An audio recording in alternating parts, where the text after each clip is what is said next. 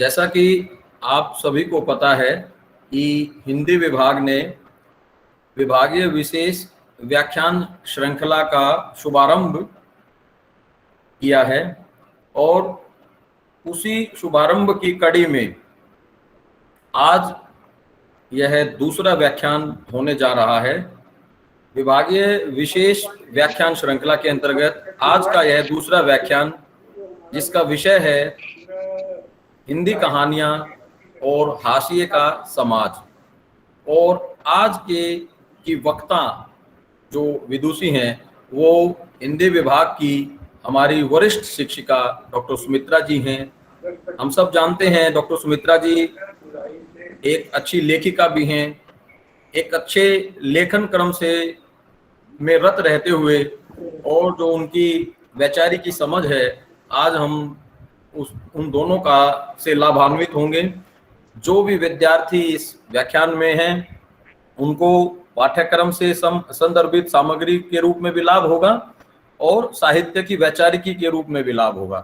तो आज के इस व्याख्यान में मैं विभाग की ओर से और अन्य विभागों के शिक्षकों, जिसमें मैं देख रहा हूं यहाँ पर कलाभूषण जैन जी हैं और विभाग से सुमित्रा जी हैं मैडम जो हैं, और धर्मा राव जी हैं, दीपिका जी हैं, हरीश खन्ना सर हमारे बीच में हैं। जैसे कि हमने पिछले व्याख्यान में भी उन्होंने हमें लाभान्वित किया था और मैंने आज भी सर से आग्रह किया था और पहले व्याख्यान में मैं कह भी चुका था कि जब जब भी ये व्याख्यान होंगे हम हरीश खन्ना सर को इसकी सूचना तय समय पर देंगे। और ये अच्छा लगता है कि हमने सूचना तो दी, ये तो हमारा दायित्व था, लेकिन सूचना के उपरांत अपने व्यस्त शेड्यूल से भी हरीश खन्ना सर समय निकालते हैं। हम इसके लिए हृदय से आभारी हैं सर और आपका अभिनंदन करते हैं। विभाग में आपका ये विभाग है, लेकिन इस मंच पर मैं आपका हार्दिक अभिनंदन करता हूं पुनः, और इसी उम्मीद के साथ कि आप आगे भी ऐसे ही हमारे साथ जुड़े रहेंगे। तो आज हमारे बीच में कुछ अपरिहार्य कारणों की वजह से प्राचार्य महोदय उपलब्ध नहीं हैं। उनको एक रस्म में कहीं जाना था तो वो आज नहीं है। इस वजह से आज उनका कोई संबोधन हमारे बीच में नहीं रहेगा। लेकिन मैं वरिष्ठ शिक्षक के रूप में हरीश खन्ना सर से ये आग्रह करूंगा कि वो आज के इस व्याख्यान की शुरुआत होने से पहले अपनी बात रखें। जैसे कि आज का विषय है हिंदी कहानियां और हाशिए का समाज। हरीश खन्ना सर, आवाज जा रही है सर मेरी आपको?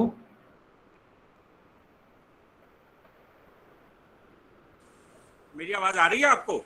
हाँ सर आ रही है। नमस्कार सर। नमस्कार नमस्कार। तो मैं चाहूंगा सर आप एक बार आपसे ही शुरुआत हो जाए, उसके बाद सुमित्रा मैम का व्याख्यान हम सुनें। मैं तो सुमित्रा जी को सुनने आया था, सुनना नहीं, हम सुनेंगे उनको, हम निश्चित रूप से सुनेंगे। उन्हीं को सुनना है आज। मतलब आधिकारिक मेरा वो नहीं होगा कि मैं उस विषय पे भी जाऊं जिसमें मेरी कोई बहुत क्षमता या ज्ञान नहीं है। मैं तो एक जनरल सी बात जो है रखना चाह रहा हूं। मैं तो बहुत संक्षेप में ही अपनी बात रखूंगा। विषय बहुत ही प्रासंगिक और समय के अनुकूल है। जो हालात, जो परिस्थितियां आज हम समाज में देख रहे हैं, उसको लेकर जो साहित्य में चिंता जताई जा रही है, उसके ऊपर सुमित्रा जी अपनी बात रखेंगी। मैं बल्कि सुनना भी चाहूँगा वो चीज़ें, पर मैं नहीं जानता मैं कितनी देर बैठ पाऊँगा, बीच में निकलना पड़ सकता है। मगर पिछली बार भी यही कहना, पर आखिर तक मैं सुनता रहा, रेणु जी को सुनता रहा था पिछली बार। समय पे है, मैं ज़रूर चाहूँगा मैं पूरी बात सुनूं। जब हम कहानियों में हाशिए का समाज जो है उसकी बात करते हैं, तो कहानियों पे और कथा साहित्य पे तो वो अपनी बात रखेंगी ही। हाशिया मतलब हाशिए का समाज मतलब हम किसको मानते हैं।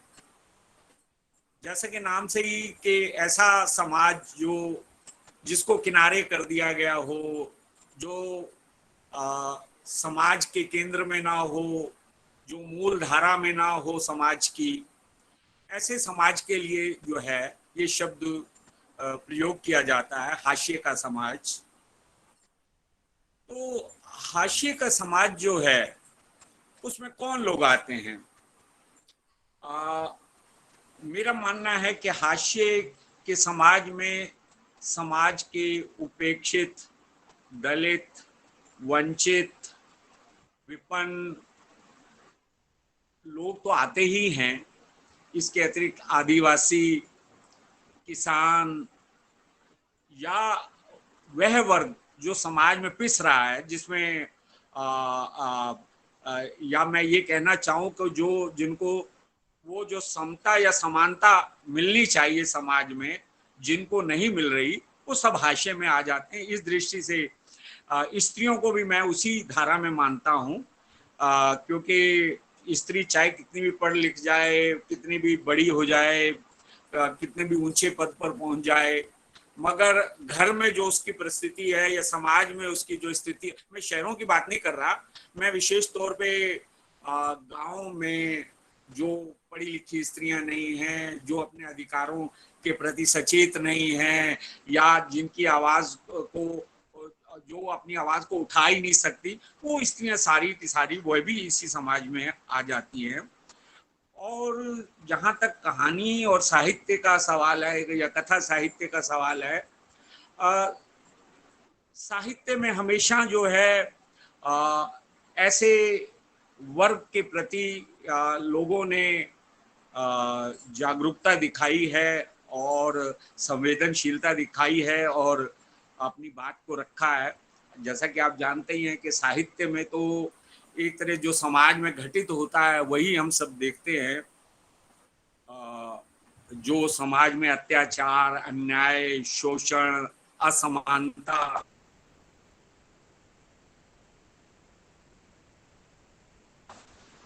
जो भी हमें नजर आती है, वो सारी चीजें हम जो है वो उसमें देखते हैं। तो वो जो हेलो हेलो हेलो जी सर, आवाज आ रही है। जी सर, आवाज आ रही है आपकी। हेलो आवाज आ रही है सर, आवाज आ रही है। जी, मेरी आवाज आ रही है? बिल्कुल आ रही है सर। हेलो हेलो जी सर, जारी रखें, आवाज आ रही है। हेलो कहिए सर, बोलिए, आवाज आ रही है। आ रही है। अच्छा, वो बीच जी में कोई कॉल आती है तो सब कट जाता है, मैंने देखा। जी जी जी। तो जो समाज में जो उपेक्षित है, चाहे वो सामाजिक रूप से है, राजनीतिक रूप से है या आर्थिक रूप से है, ये सारा उपेक्षित वर्ग, जिसमें ये जो मैंने अभी नाम सब जो वर्ग गिनाए आपको, ये सारे आ जाते हैं। और यही लोग आज समाज के हाशिए पर हैं। और समाज में जो आज का जो साहित्य लिखा जा रहा है, आज के जो लेखक हैं, वो इन चीज़ों की चिंता समय समय पर करते रहे हैं। और मुझे ध्यान है कि प्रेमचंद और प्रसाद ने भी अपने समय में अपने उपन्यासों और नाटकों और कहानियों में इन चीज़ों को उभारा। जो कम से कम समाधान नहीं दिया तो कम से कम वो संवेदनशीलता तो दिखलाई उन्होंने अपनी कहानियों में, अपने उपन्यासों में, पात्रों के द्वारा, जिससे लोगों के जो जिसे कहना चाहिए कि वो जागरूकता लोगों में बढ़े, लोग संवेदनशील बने इन चीज़ों के प्रति।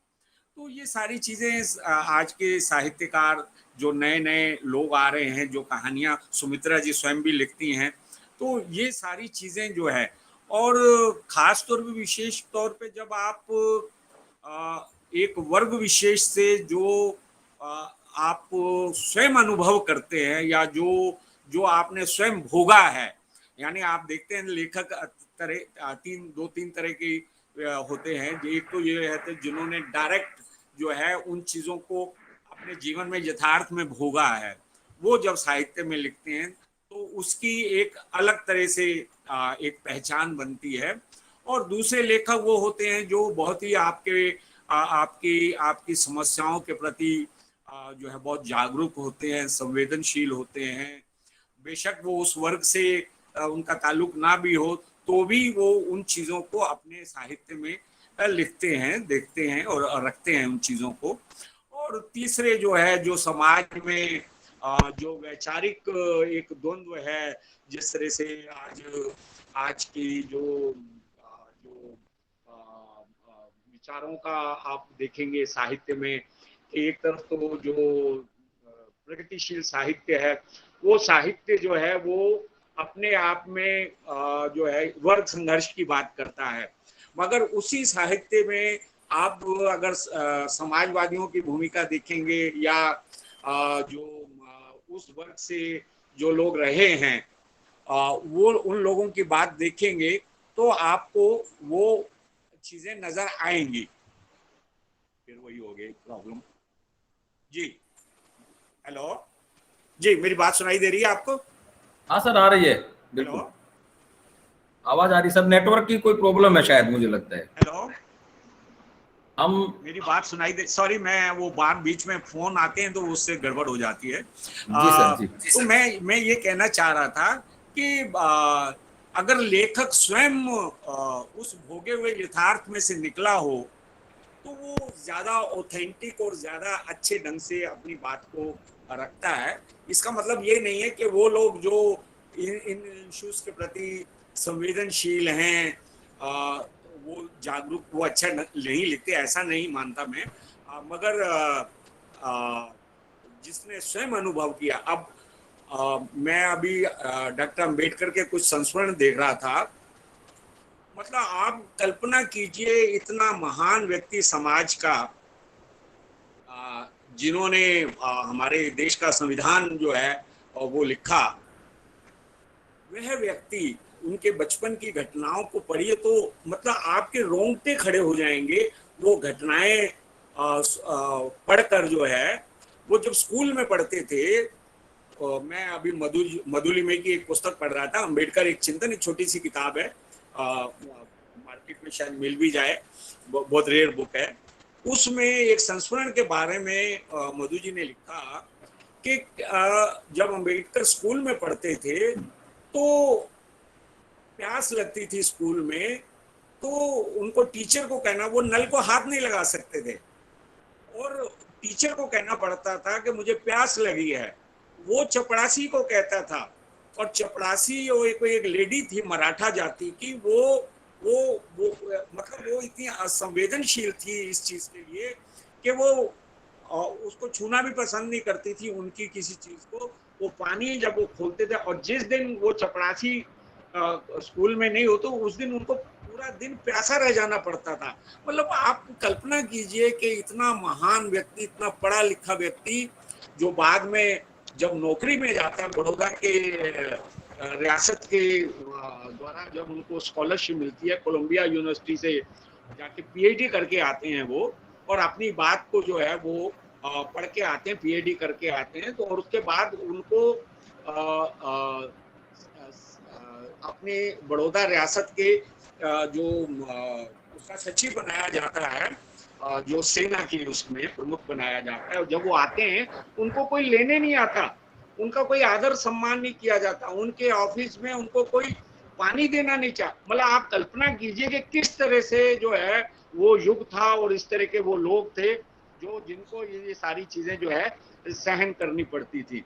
और जो आप ये सोचिए कि कैसा वो युग रहा होगा। इसलिए जब अंबेडकर ने नौकरी करने की बजाय अपने लोगों को जागरूक करने के लिए कि वो पढ़े लिखें, वो अपनी बात को जो है जो ये है लोगों को जागरूक बनाने के लिए पूरी शक्ति के साथ वो अपने जीवन भर लगे रहे, और दलितों के उत्थान के लिए उन्होंने बहुत प्रयत्न किया। तो ये जो चीजें हैं जो स्वयं भोगी हुई होती हैं, इनको जब कोई लिखता है या वर्णित करता है तब पता चलता है कि समाज का असली रूप क्या है। आज ये चकाचौंध की दुनिया चारों तरफ जो है आप देखते होंगे, समाज, अब मैं शहरों की बात कर रहा हूँ, आप शहर में ही देखिए, एक तरफ बड़े बड़े रेस्टोरेंट, मॉल, बड़े बड़े पैसे वाले लोग, बड़ी गाड़ियां, बड़ी चौड़ी सड़कें, दूसरी तरफ वो विपन्न लोग जिनको खाने को नहीं है कुछ। तो समाज में दो दो धाराएं साफ साफ नजर आती हैं। एक वंचित समाज, एक जो है ऐसा समाज जो संपन्न समाज है। तो असली लड़ाई तो यही है। अब वो जाति के ऊपर आधारित जो चली आ रही है, ये तो इसीलिए डॉक्टर लोहिया मानते थे कि जो जाति से छोटा माना जाता है या दलित माना जाता है, जबकि वास्तव में वो ऐसा है नहीं, उसके लिए आज भी जो नजरिया है वो नजरिया बदलने की जरूरत है। और वो चाहे कितना भी संपन्न हो जाए, उसके लिए समाज में, ये शहरों की बात नहीं कर रहा, आज भी आप गांव में जाइए, उसी तरह के आप अपने आसपास देखते होंगे। गांव में कोई घोड़े पर जो है बैठकर शादी के लिए नहीं जा सकता, उसका कत्ल कर दिया जाता है। कुएं से लोग पानी नहीं भर सकते। ये जो सारी स्थितियां हैं, ये बहुत ही चिंताजनक हैं। इसी तरह आदिवासियों की समस्याएं, जल, जमीन और जो प्राकृतिक साधनों का जिस तरह दोहन हो रहा है और उनको वंचित किया जा रहा है, उनको बेदखल किया जा रहा है जंगलों से, इसकी लड़ाई भी वो लड़ रहे हैं। ऐसे भी लेखक और कथाकार जो हैं, जो उनकी लड़ाई को जो है अपने उपन्यासों और कहानियों में जो है कर रहे हैं। बहुत ही प्रासंगिक विषय है, बहुत ही अच्छा विषय है। सुमित्रा जी को मैं एडवांस में बधाई देता हूं कि उन्होंने एक इतना अच्छा विषय चुना और इसके ऊपर वो सभी को लाभान्वित करेंगी और लोग जो है इस उनकी बात को सुनेंगे और समझेंगे। इन शब्दों के साथ बहुत बहुत आपका धन्यवाद। मुझे बहुत बोलने के लिए तो कुछ होता नहीं है, मगर ये है कि जो आता है दिमाग में फिर मैं बोलना शुरू करता हूँ। तो मैं माफी चाहता हूँ नहीं अगर सर, मेरी निश्चित रूप से कोई ये बात बहुत ज्यादा उस तरह से लग गई हो या अच्छी ना लगी हो, उसके लिए मैं माफी नहीं चाहूंगा। सर, आप मैं चाहूंगा सुमित्रा जी इसमें अपनी बात रखें। आपने विषय विषय बिल्कुल, बहुत बहुत धन्यवाद सर। आपने विषय का भी सूत्रपात अपनी दृष्टि से किया।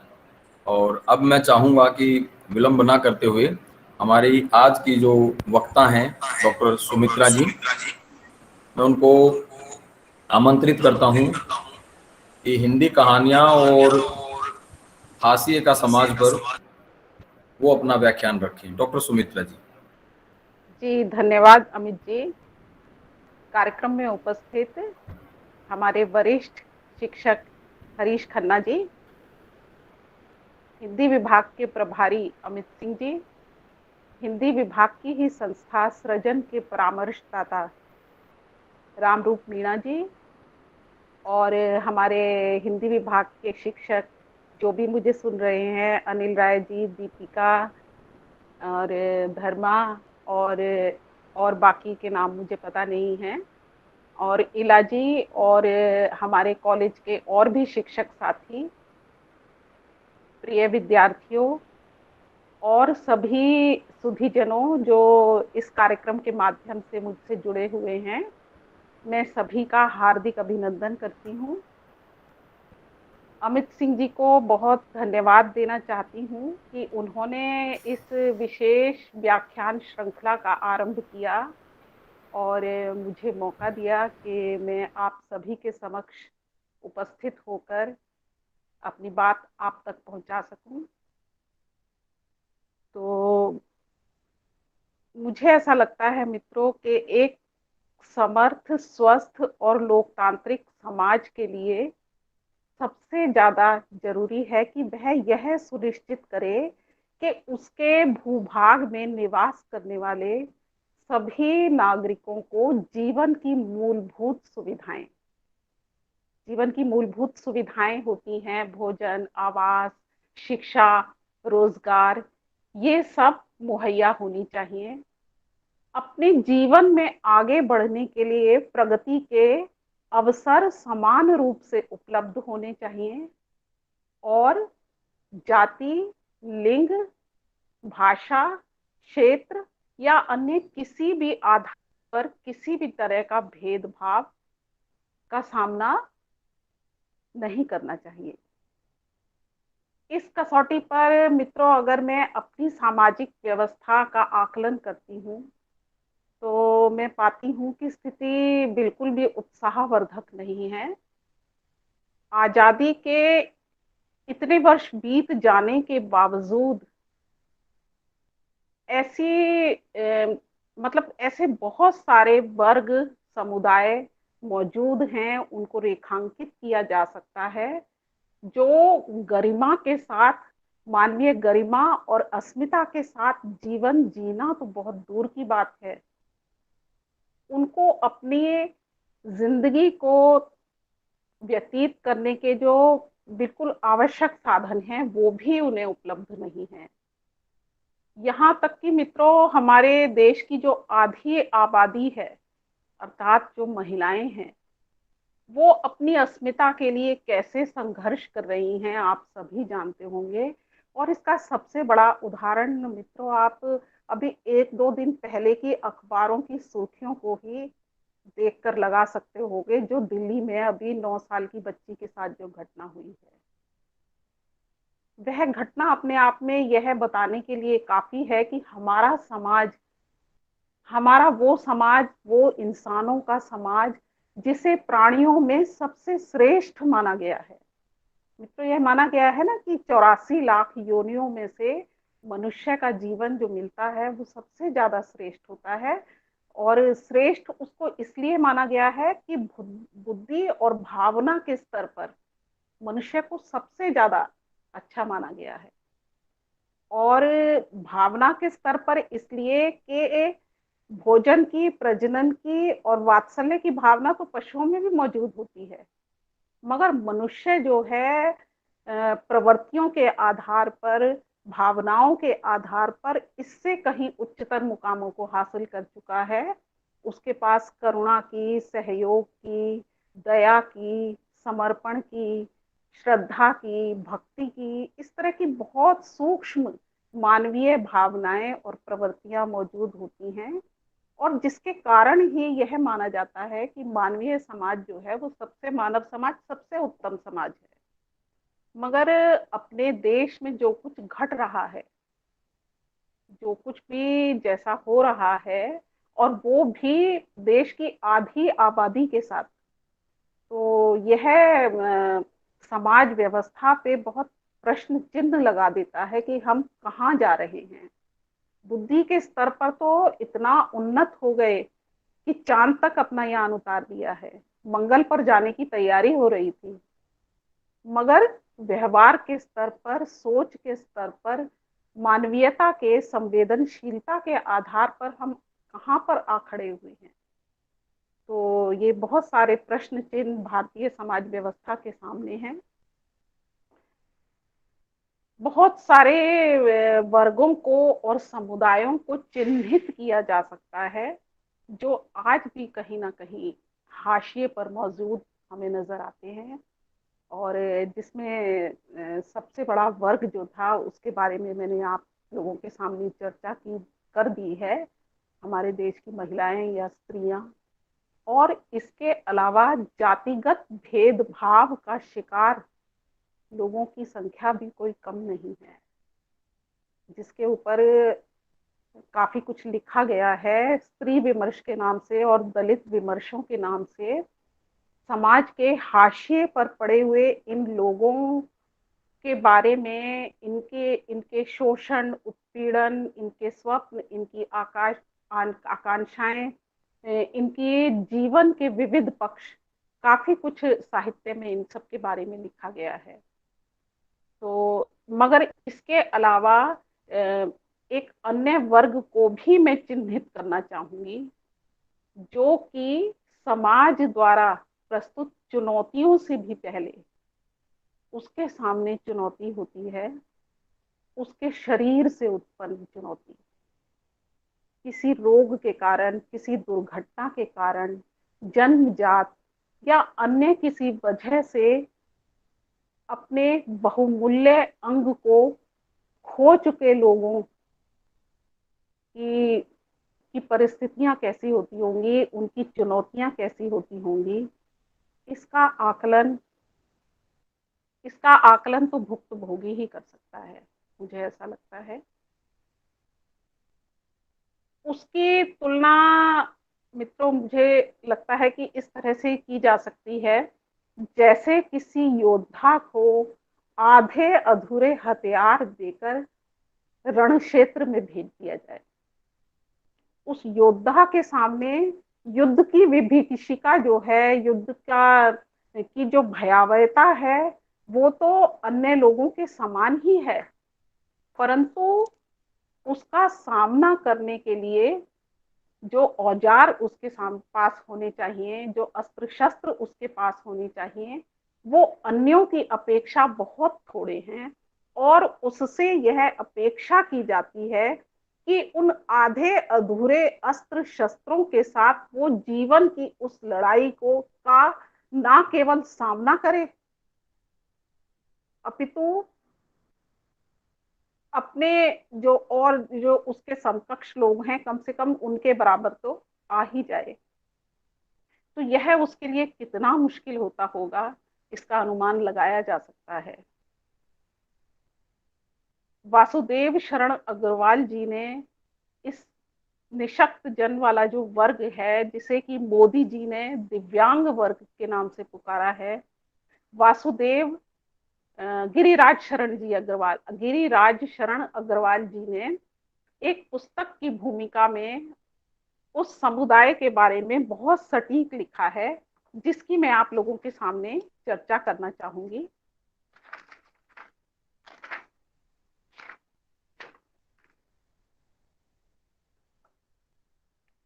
उनका कहना है कि विकलांग व्यक्ति में उत्पन्न होने वाले फ्रस्ट्रेशन और निराशा के लिए हम स्वस्थ लोग उत्तरदायी हैं। जो किसी निशक्त जन को यह एहसास दिलाने के अपराधी हैं कि वह शारीरिक या मानसिक तौर पर विकृत है। सहानुभूति में व्यक्त किए गए सुंदर शब्दों के माध्यम से हम उसमें हीनता का भाव जागृत करते हैं।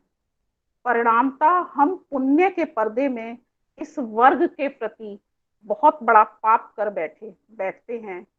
हम इस सच्चाई को स्वीकार करने का साहस नहीं जुटा पाते कि निशक्त जन दया के नहीं, सम्मान का, सहयोग का, प्यार का सच्चा अधिकारी है।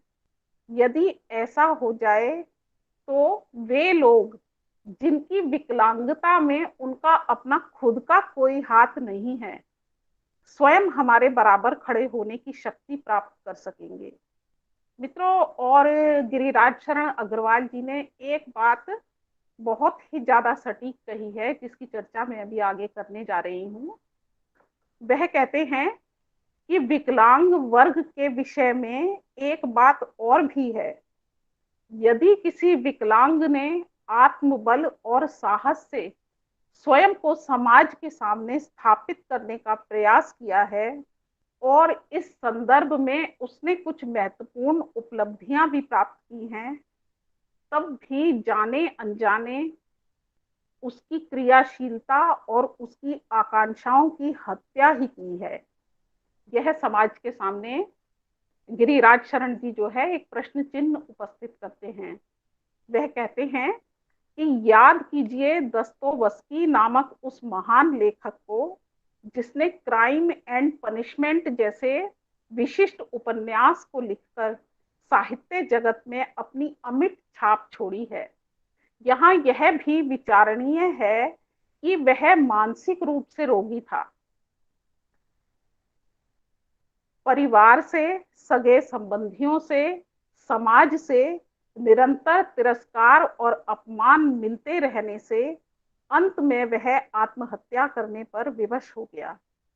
कल्पना कीजिए यदि दस्तोवस्की ने इन परिस्थितियों में आत्महत्या न की होती तो विश्व का साहित्य उसकी महान देन से कितना समृद्ध होता। यह एक अकेला उदाहरण नहीं है। अधिकतर निशक्त जनों के साथ हमारा रवैया इसी प्रकार का होता है, जिस कारण हम अच्छी प्रतिभाओं को पनपने का अवसर नहीं देते। यदि वह अपने बलबूते विकसित होने का प्रयास भी करते हैं तो अक्सर उनका मार्ग अवरुद्ध कर देने में ही अपना गौरव समझते हैं। यह स्थिति इसलिए भी उत्पन्न होती है कि कहीं ना कहीं हम अपनी तुलना में उन्हें भिन्न और हीन समझने की भूल कर बैठते हैं। कोई स्वस्थ व्यक्ति क्षण मात्र भी अपने पर दृष्टि नहीं डालता कि वह स्वयं भी अपने भीतर मानसिक और वैचारिक स्तर पर कितना विकृत है। तो इस तरह से गिरिराज शरण जी ने यह प्रश्न चिन्ह लगाने की कोशिश की है। मित्रों, अब साहित्य में विकलांग विमर्श की क्या स्थिति है, मैं इस पर थोड़ी बहुत बातचीत करना चाहूंगी। क्योंकि जो हाशियाकृत अन्य वर्ग हैं, जैसे स्त्री से संबंधित वर्ग या जाति के कारण समाज से प्रताड़ित वर्ग, उसकी बात तो स्त्री विमर्श के माध्यम से, दलित विमर्श के माध्यम से पुरजोर तरीके से कही जा रही है। किंतु समाज की अपनी एक दृष्टि के कारण, जो दृष्टि उसे उनके पूर्वाग्रहों के कारण मिली हुई है या मान्यताओं के कारण जो भी उनकी दृष्टि मिल गई है, निशक्त जनों को कहीं कमतर समझने की या हे समझने की, तो उसके कारण जो है साहित्य में उसकी इतनी ज्यादा धमक सुनाई नहीं देती है। एक तरह से यह लगभग उपेक्षित विषय ही रहा है। कहीं कहीं इस विमर्श से संबंधित छिटपुट रचनाएं ही नजर आ जाती हैं। जैसे कि कुछ दशक पहले गिरिराज शरण अग्रवाल जी ने ही एक कहानी संकलन का संपादन किया था, जिसका शीर्षक था विकलांग जीवन की कहानियां। किंतु हाल ही के वर्षों में अगर हम देखते हैं तो इस विमर्श से संबंधित कुछ कहानी संग्रह, आत्मकथाएं और काव्य संग्रह प्रकाश में आए हैं। जैसे कि ललित कुमार जी ने अभी अपनी आत्मकथा लिखी है विटामिन जिंदगी के नाम से, और उसमें उन्होंने अपनी जिंदगी के पूरे संघर्ष, समाज का उनके प्रति रवैया, और आगे किस तरह से वह समाज द्वारा प्रदत्त उपेक्षा को या तिरस्कार को, उन सबको कहीं पीछे छोड़कर अपने हौसले के दम पर वह कितने आगे बढ़े कि आज एक बहुत अच्छे मुकाम पर हैं। जो ललित को, जो गद्य कोश और कविता कोश है, वह उनके संस्थापक हैं, राष्ट्रपति से पुरस्कृत भी हो चुके हैं। इसके अलावा उन्होंने आत्मकथा लिखने के अतिरिक्त, जैसा मैंने देखा तुमको करके, अभी लगता है कि जनवरी में ही उन्होंने एक काव्य संग्रह का संपादन भी किया है। इसके अलावा लेखिका कंचन सिंह चौहान जी ने तुम्हारी लंगी करके एक कहानी संकलन निकाला है, जिसमें इस पीड़ा के दंश को निशक्त जनों के जीवन के विविध पक्षों को केंद्र में रखकर लिखी गई भिन्न भिन्न रचनाएं संकलित हैं। इसके अतिरिक्त संध्या कुमारी जी ने हौसलों की उड़ान करके एक कहानी संकलन और निकाला है, उसका संपादन किया है, जहां पर इस कहानी संग्रह के अंदर भी निशक्त जनों के जीवन से संबंधित कहानियों को देखा और पढ़ा जा सकता है। तो इस संदर्भ में मैं कुछ कहानियों की चर्चा भी करना चाहूंगी, जिसकी केंद्रीय विषय वस्तु विकलांगजनों के जीवन से ही संबंधित है। जिसमें सबसे पहली कहानी का नाम है कुलदीप बग्गा द्वारा लिखित कहानी पोलियो। प्रस्तुत कहानी में विकलांगता के दंश से पीड़ित लड़की मणिका के विवाह की समस्या को उठाया गया है। यह सहज ही अनुमान लगाया जा सकता है कि भारतीय समाज में विकलांगता से पीड़ित लड़की के लिए कोई सुयोग्य वर ढूंढना कितना कठिन होता होगा, क्योंकि हमारे समाज में जो हर तरह से स्वस्थ हैं, शिक्षित हैं, सुंदर हैं और किसी भी तरह की किसी कमी को उनमें खोजा नहीं जा सकता है, उनके लिए भी उपयुक्त जीवन साथी सहजता से, आसानी से नहीं मिलते हैं। तो एक ऐसी लड़की जिस जिससे परिचय से पहले उसकी विकलांगता से परिचय होता है। सेल्डन ने विकलांगजनों के लिए यह कहा है कि उनसे परिचय प्राप्त करने से पहले ही उनकी विकलांगता अपना परिचय दे देती है, और वह परिचय मिलने के बाद उस व्यक्ति को जानने और समझने से पहले ही आम जन उनके बारे में एक धारणा स्वयं ही बना लेता है, और वह धारणा कम से कम सकारात्मक तो नहीं ही होती। वह उस व्यक्ति को लेकर अपने से कुछ कमतर समझने की ही होती है। और एक बार कोई किसी व्यक्ति के मन में कोई पूर्व धारणा बन जाए और उसको बदलना फिर इतना आसान नहीं होता। तो यहाँ पर मैं चर्चा कर रही थी मणिका के विवाह की। मणिका के समक्ष मणिका किसी उपयुक्त वर की तलाश में है, क्योंकि वह अपने जीवन के अकेलेपन से बहुत त्रस्त हो गई है। अन्य सभी सामान्य जनों की तरह वो भी एक साथी चाहती है जिसके साथ वह अपने दुख को अपने सुख को बांट सके। बहुत प्रयासों के बाद वो सफल भी हो जाती है। उसे एक युवक मिल भी जाता है जो कि उससे विवाह के लिए तैयार होता है, किंतु युवक के तैयार होने से कुछ नहीं होता। युवक, क्योंकि हम जानते हैं कि विवाह जो है दो व्यक्तियों के बीच में नहीं होता है, विवाह तो परिवारों के मेल का नाम है। तो उसके लड़के के लड़का जो है, मनीष नाम है उसका, वो उसके परिवारजन मणिका को स्वीकार नहीं करते हैं। किसी तरह से मणिका मगर फिर भी अपनी तलाश में रत रहती है, और उसे प्रीतम नाम का एक युवक मिल जाता है जो विकलांगता से पीड़ित तो नहीं होता, किंतु उसके शरीर पर सफेद दाग होते हैं। मणिका को उसके सफेद दागों से कोई दिक्कत नहीं होती और वो विवाह के लिए प्रस्तुत हो जाती है। दोनों का विवाह हो जाता है,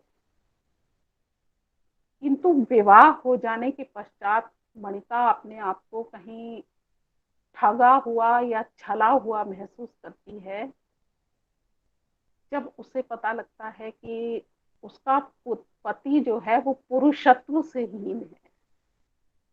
तो मणिका अजीब पशुपेश में पड़ जाती है कि अभी तो उसके सामने, अभी तो वह विकलांगता के संतापों को ही, समाज से जो ताने और तिरस्कार और उपेक्षा मिलती थी विकलांगता की वजह से, उन्हीं को सह रही थी। और पति की उस तरह की कमी से अब उसे बांझ होने के ताने फिर सहने पड़ेंगे। तो वह अजीब पशुपेश में पड़ जाती है। और कहानी में मित्रों यह फिर बाद में बताया गया है, यह लेखक कुलदीप बग्गा जी ने यह बताया है कि मणिका ऐसी परिस्थितियों में बहुत विवश होकर किसी अन्य से संबंध बना के संतानवती तो हो जाती है, किंतु यहाँ पर कहानी यह प्रश्न छोड़ देती है कि क्या अगर कोई विकलांगता से ग्रस्त है तो उसे, तो वह क्या प्रेम पाने का जीवन भर के लिए अनाधिकारी हो गया। साथ में यह कहानी एक हम लोगों के समक्ष एक बहुत वर्जित विषय की ओर भी इशारा करती है, जिसके ऊपर सामान्यतः बात नहीं की जाती। वो वर्जित विषय है कि क्या विकलांग लोगों की यौनिकता का कोई उन्हें हक नहीं है? क्या उनको उनकी कोई इच्छा नहीं होती होगी? जो उसके पति ने विवाह से पहले अपने जीवन का इतना बड़ा सत्य बताने तक की जरूरत उसे नहीं समझी थी और उसे विवाह कर लिया था। तो लेखक कुलदीप बग्गा जी ने यह एक समाज से जो वर्ज्य विषय है उसके ऊपर भी एक तरह से इशारा किया है कि हमारा समाज जो है इस वर्ग के प्रति कितना निर्मम है। इसके अतिरिक्त विकलांगता के ऊपर केंद्रित कहानियों का जब मैंने अध्ययन किया था तो मुझे दो तरह की कहानियां मित्रों देखने को मिली थी। एक उस तरह की कहानियां जहां पर केंद्रीय पात्र जो हैं वो किसी न किसी तरह से किसी अंग दोष का, किसी अंग विकृति का शिकार है, और दूसरे उस तरह की कहानियां भी मुझे देखने को मिली कि जहां किसी परिवार में कोई व्यक्ति अगर इस अंग दोष से पीड़ित है तो उस परिवार की स्थिति किस तरह से बदल जाती है, किस तरह से शुरू में परिवार के लोग जो है शुरू में चाहे उसका ध्यान रखते भी हों, मगर किस तरह से उस व्यक्ति की उपस्थिति कहीं ना कहीं परिवार के माहौल को, परिवार की आर्थिक स्थिति को, पति पत्नी के संबंधों को, या उस विकलांग व्यक्ति की उपस्थिति के कारण, क्योंकि उसके इलाज के ऊपर बहुत व्यय हो रहा है, माता पिता की पूरी तवज्जो उसी व्यक्ति को मिल रही है, तो किस तरह से परिवार के जो दूसरे बच्चे हैं वो किस तरह से उपेक्षित हो गए हैं। इस विषय वस्तु को केंद्र में बनाकर भी कहानीकारों ने कहानी लिखी है, तो मैं अपने व्याख्यान में उनकी चर्चा भी करूंगी। सबसे पहले मैं विकलांग व्यक्तियों के प्रति समाज का जो रवैया है, समाज का जो भेदभाव है, समाज की जो संवेदनहीनता है, उसको केंद्र में रखकर लिखी गई एक दो कहानियों का संक्षेप में जिक्र करूंगी, क्योंकि हास्याकृत दो वर्ग और भी हैं जो जातीय भेदभाव का सामना कर रहे हैं, वो और हमारा स्त्री समुदाय, उस पर केंद्रित कहानियों की भी मैं चर्चा करूंगी। इसलिए इसके ऊपर अब मैं थोड़ा संक्षेप में बात करने की कोशिश करती हूँ। तो सिम्मी हर्षिता जी ने अनिमंत्रित करके एक कहानी लिखी है, जिसका केंद्रीय पात्र मनु जो है, जब अपनी माता के गर्भ में था तो उसकी माता ने गर्भ समापन के लिए माँ को कुछ ऐसा लगा कि शायद वह एक पुत्री को जन्म देने वाली है, तो इस अंदेशे में उसने औषधियों का सेवन कर लिया था। वो नहीं चाहती थी कि परिवार में एक पुत्री और आए। तो गर्भ समाप्त तो नहीं हुआ, परंतु वो शारीरिक और मानसिक दोनों दृष्टियों से पूरी तरह से विकलांग पैदा हुआ। फिर उस विकलांग बच्चे के साथ परिवार किस तरह का व्यवहार करता है, किस तरह से वह बच्चा एक बिल्कुल तिरस्कृत रूप से उस परिवार में अपना जीवन व्यतीत करता है, इसे बहुत संवेदनशीलता के साथ, बहुत मार्मिकता के साथ, लेखकीय कौशल के साथ सिम्मी हर्षिता जी ने उभारा है। सिम्मी हर्षिता जी ने बताया है कि परिवार जो है उस बच्चे को अपने रिश्तेदारों से या अपने जान पहचान वालों से छिपा कर रखना चाहता था। जैसे ही किसी अतिथि के आगमन की सूचना मिलती थी तो उस छोटे से बालक, 5-6 साल के बालक मन्नू को उठाकर स्टोर रूम में बंद कर दिया जाता था। मन्नू प्रतिरोध करता था, मगर उसके प्रतिरोध की आवाज किसी के कानों तक नहीं पहुंचती थी। वो वहीं पर रोता, वो ठीक से, क्योंकि वो मानसिक रूप से विकलांग था तो बोल नहीं सकता था और दम भर के चिल्ला भी नहीं सकता था, तो बस वो सिसक सिसक के वहीं पे अपने 2-4 घंटे दीवारों की कैद में बिताता था। और उसके जो भाई बहन हैं उनका व्यवहार भी उस बालक के साथ बिल्कुल उपेक्षित था।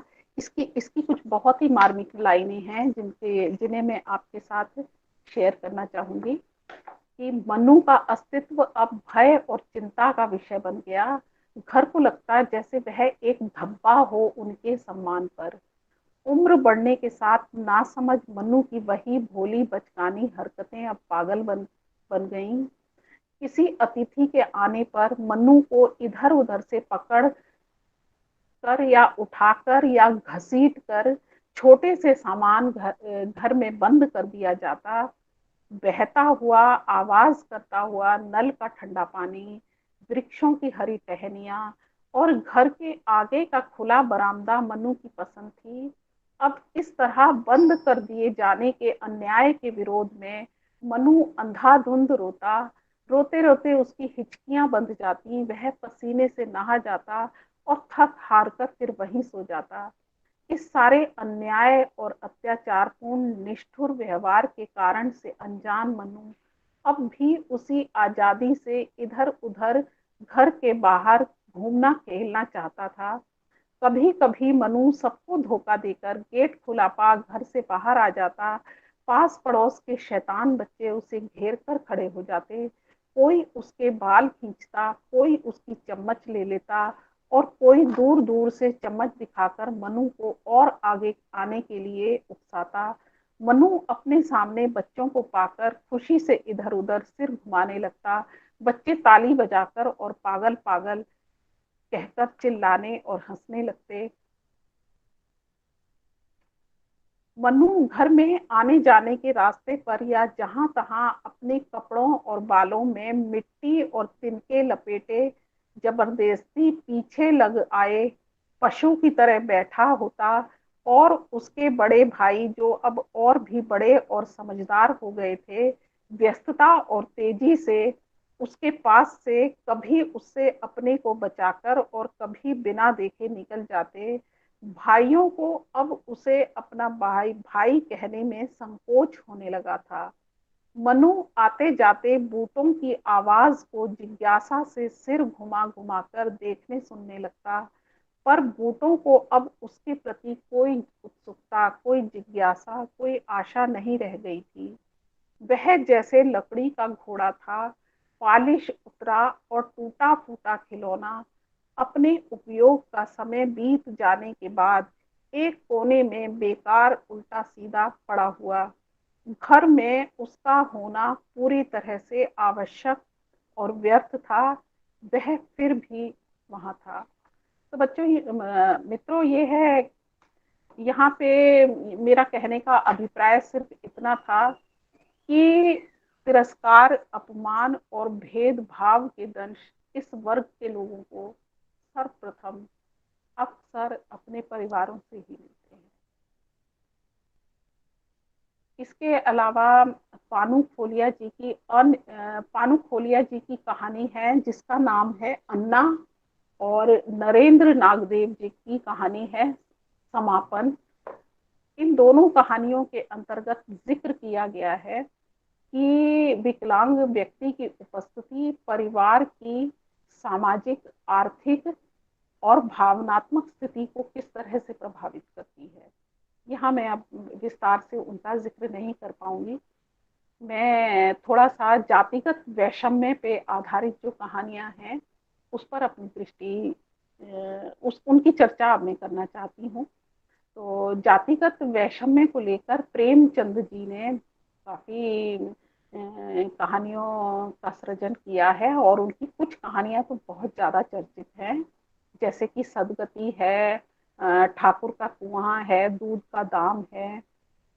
तो और इसके बाद भी जो दलित विमर्श के रचनाकार हैं उन्होंने भी इस वर्ग को केंद्रित रखकर उसके जीवन से संबंधित, उनके संघर्षों से संबंधित, समाज में उनकी उपस्थिति से संबंधित कहानियों की रचना की है। तो समय व्यतीत होने के साथ, युग की परिस्थितियों में परिवर्तन आने के साथ जो कहानी के जो तेवर हैं वो किस तरह से बदल गए हैं, कहानी की जो संवेदनाएं हैं, कहानी का तथ्य किस तरह से बदल गया है, वह थोड़ा सा मैं आप लोगों के साथ शेयर करना चाहूंगी। जैसे कि सदगति कहानी है, मेरे ख्याल से साहित्य से जुड़े हुए जितने भी लोग हैं सभी उनसे परिचित होंगे, सभी ने वह पढ़ ली होगी। सभी जानते होंगे कि सदगति कहानी का जो प्रमुख पात्र है दुखी, जो कि समाज के अस्पृश्य वर्ग से आता है, वह अपनी बेटी की शादी की तारीख तय करवाने के लिए गांव के पंडित के पास जाता है। गांव का पंडित उससे पूरे दिन बेगार करवाता है और शाम को उसे एक लकड़ी की मोटी सी गांठ छीलने के लिए दे देता है, ताकि वो लकड़ी के छोटे छोटे टुकड़े बन जाएं और वह उनका चूल्हे इत्यादि में इस्तेमाल कर ले। दुखी जो है, क्योंकि पूरे दिन का भूखा प्यासा और अशक्त होता है, तो वह लकड़ी की उस गांठ को नहीं चीर पाता। तो गांव का जो पंडित है वो बार बार उसे उत्तेजित करता है कि और प्रयास करो और प्रयास करो, और वह अंत में उसके बार बार ललकारने पर, उत्तेजित करने पर दुखी जो है प्रयास करता है, और लकड़ी फाड़ते फाड़ते ही उसका प्राणांत हो जाता है। और बाद में कहानी में जिक्र किया है कि गांव का जो पंडित है वो उसकी लाश के पैर में रस्सी का फंदा डालकर उसे गांव के बाहर फेंक कर आ जाता है। और तब गांव के बाहर सियार, गीदड़, चील, कौवे उसकी लाश को नोच नोच कर खा जाते हैं। तो कहानी का अंत बहुत ज्यादा मार्मिक है, जो उसकी असंवेदनशीलता, अमानवीयता की ओर तो संकेत करता ही है। शोषण, उत्पीड़न, बहुत कुछ इसमें देखा जा सकता है। साथ में दुखी की वर्गीय चेतना के ऊपर भी प्रश्न चिन्ह लगाता है कि उसमें वर्गीय चेतना का, अपने आत्मसम्मान का, अपनी अस्मिता के बारे में मनन करने का, कि आखिर हमारी यह दशा क्यों है। श्रमशील कार्यों में लगे रहने के बावजूद, मेहनत मजदूरी करके सारा दिन कार्य करने के बावजूद आज हमारी यह दशा क्यों है। इस तरह की चेतना का उस समय बिल्कुल अभाव था, जो कि बाद के युगानुकूल कुछ जो अभी कहानियां आ रही हैं, अभी बाद में मैं जिक्र करूंगी उनका, वहां अभी समसामयिक कुछ कहानियां ऐसी प्रकाश में आई हैं जिनमें इस वर्गीय चेतना का उदय हो गया है। किंतु प्रेमचंद जी की सदगति कहानी यह कहती है कि उन्होंने अस्पृश्य जाति के व्यक्तियों ने अपनी उस स्थिति को अपनी नियति समझ लिया था, क्योंकि उनको यह बताया गया था कि पाप कर्मों की वजह से, पिछले जन्म के बुरे कर्मों की वजह से इस जन्म में आपका इस जाति में जन्म हुआ है, और इस जाति के जीवन की तो यही सच्चाई है। और अस्पृश्य जाति में पैदा हुए व्यक्ति, क्योंकि वह शिक्षा के प्रकाश से, चेतना के प्रकाश से इन सब से वंचित होते थे, कोई भी उन्हें शिक्षित करने वाला, जागरूक करने वाला नहीं होता था, तो वह जो उन्हें बताया जा रहा है उसी को सत्य समझ लेते थे। किंतु यहाँ पर प्रेमचंद जी की इस बात के लिए भी प्रशंसा करनी होगी कि उन्होंने अपनी एक अन्य कहानी में इस बात का संकेत किया है कि जातीय दृष्टि से भेदभाव का शिकार हुआ व्यक्ति किस तरह से अपनी स्थिति को बदल सकता है।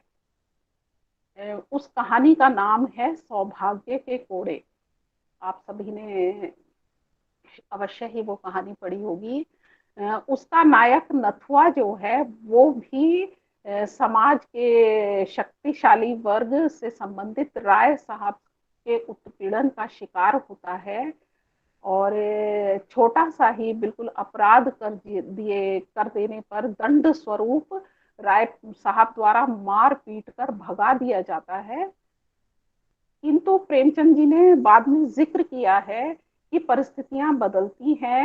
नथुआ जो है अच्छे लोगों के संपर्क में आता है, और उसके अंदर गायन का और संगीत का प्रकृति प्रदत्त भगवान की दी हुई प्रतिभा उसके पास होती है, और अच्छे लोगों के संपर्क में आने पर वह अपनी उस प्रतिभा को निखारता है, बहुत बड़ा संगीतज्ञ बन जाता है, और खूब नाम और ख्याति उसके पास आती है। आर्थिक दृष्टि से भी अब वो बहुत ज्यादा संपन्न हो जाता है। फिर दोबारा से लौट कर आता है तो राय साहब उसी नथुआ को, जिसने उनकी पुत्री रत्ना के पलंग पर एक बारी लेटने का अपराध किया होता है, उसी नथुआ को, जो कि स्थितियां बदल जाने के बाद नाथुराम बन गया होता है, उसी के साथ अपनी उस पुत्री का विवाह कर देते हैं। तो प्रेमचंदनी जी ने यह उस समय समाधान देने की कोशिश की थी कि दलित समाज अगर अपनी आर्थिक स्थितियों को सुधार लेता है, आर्थिक दृष्टि से संपन्न हो जाता है, तो हो सकता है उनके साथ जो भेदभाव बढ़ता जा रहा है उसमें कमी आ जाए या उसका अंत हो जाए। किंतु यह बात आंशिक रूप से ही सत्य प्रतीत होती है। अभी यह मैं यह नहीं मानती कि यह पूरी तरह से सत्य है। और इसकी पुष्टि करती है हंस के जनवरी 2021 अंक में ही छपी कहानी आवरण, जिसके लेखक हैं अजय नावरिया जी। अजय नावरिया जी ने प्रस्तुत कहानी में यह बताया है कि हीन कही जाने वाली जाति से संबंधित व्यक्ति जो है उच्च शिक्षित हो जाने के बाद, बहुत अच्छी नौकरी पा जाने के बाद, मतलब वो अब इतना सम्मानित हो गया है कि उसको व्याख्यान के लिए जापान में बुलाया जाता है। जापान जाकर वो व्याख्यान देता है और वहीं पर वह एक भारतीय लड़की श्वेता के संपर्क में आता है। और श्वेता उनके उसके व्यक्तित्व से बहुत प्रभावित होती है और मिलिंद के प्रति उसके मन में कोमल भावनाओं का भी उदय हो जाता है। वो प्रोफेसर मिलिंद जो है उनसे अपनी नजदीकियां बढ़ा लेती है और उनसे बहुत उन्मुक्त व्यवहार करती है। और एक दिन दोनों बहुत ज्यादा ही नजदीक आ जाते हैं। तब अंतरंगता के किन्हीं क्षणों में मिलिंद अपनी जातिगत सच्चाई, अपने जीवन की जो उसकी सच्चाई होती है, जो कि उसकी जाति से संबंधित है, वह श्वेता को बता देता है। तो श्वेता का जो उफान होता है, जो जो भी उसकी उत्तेजना होती है, ऐसे लगता है कि वह उस पर एकदम जैसे पानी के, जैसे उफनते हुए दूध के ऊपर पानी के छींटे डाल दिए हों, वह एकदम संकुचित हो जाती है और धीरे धीरे डॉक्टर मिलिंद से, प्रोफेसर मिलिंद से दूरियां बरत लेती है। यह वही डॉक्टर मिलिंद में या प्रोफेसर मिलिंद में कोई अंतर नहीं आया है। सिर्फ उसके एक जो जाति की सच्चाई का पता लगते के साथ ही श्वेता का उसके प्रति जो व्यवहार है, उसके हृदय में जो पैदा हुआ अनुराग है, वो अचानक से ही कहीं गायब हो जाता है। तो प्रेमचंद जी ने जो यह समाधान सुझाया था कि अगर आर्थिक दृष्टि से संपन्न हो जाएं तो शायद सामाजिक प्रतिष्ठा भी हासिल हो जाएगी, तो मुझे नहीं लगता कि यह 100% काम करेगा। सामाजिक प्रतिष्ठा हासिल करने में मुझे लगता है कि अभी और समय लगेगा। जब बहुतायत समाज की वंचित कही जाने वाली या हीन कही जाने वाली जातियों के प्रति सोच बदलेगी, जब वह यह सोचने के लिए विवश हो जाएंगे कि ईश्वर ने सभी मनुष्यों को एक सा बनाया है, ईश्वर ने तो कोई भेदभाव नहीं किया है, सभी मनुष्यों को एक सी ज्ञानेंद्रियां कर्मेंद्रियां प्रदान की हैं, एक सा ही मस्तिष्क और हृदय दिया है, तो भला मानव समुदाय यह भेदभाव की भावनाएं क्यों रखे?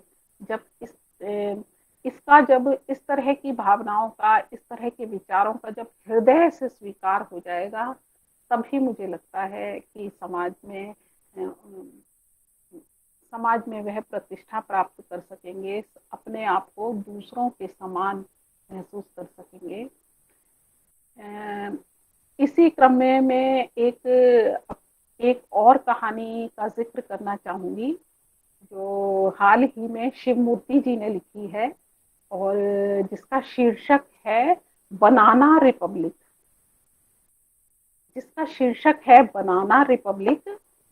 और अभी मैंने जब सदगति कहानी की चर्चा की थी तो मैंने वर्गीय चेतना की बात की थी कि उसका जो नायक है दुखिया, उसके अंदर वर्ग की चेतना मौजूद नहीं है।